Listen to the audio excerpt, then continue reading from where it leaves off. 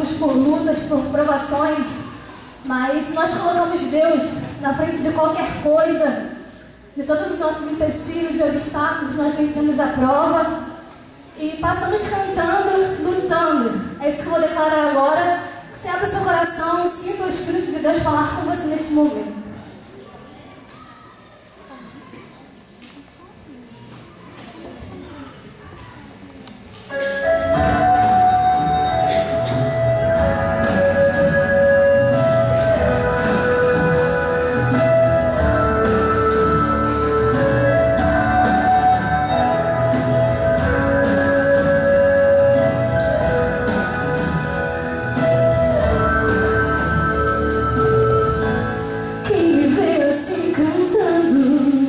Não imagina o que passei.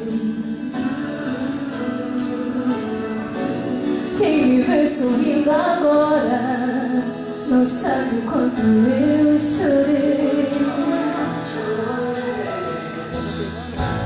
Pelo vale da sombra da morte, tão aflito eu caminhei.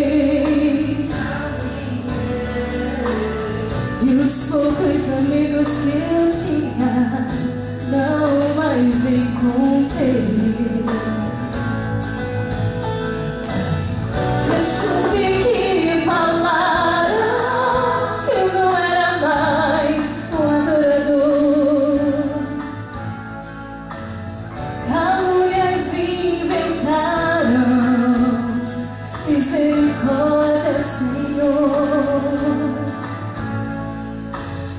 Mas em silêncio Deus me viu e logo me levantou. Como antes e depois, minha história assinou. A prova eu venci, lutei e venci.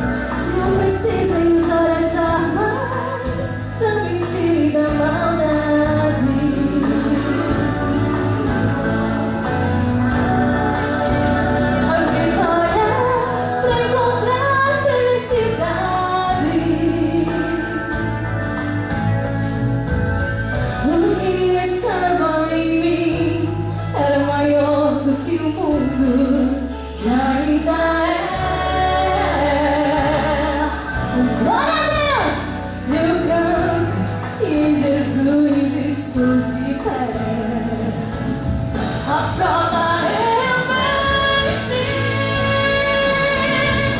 lutei e venci. O inimigo pelejou, contra mim me tentou, mas com Deus eu consegui. A prova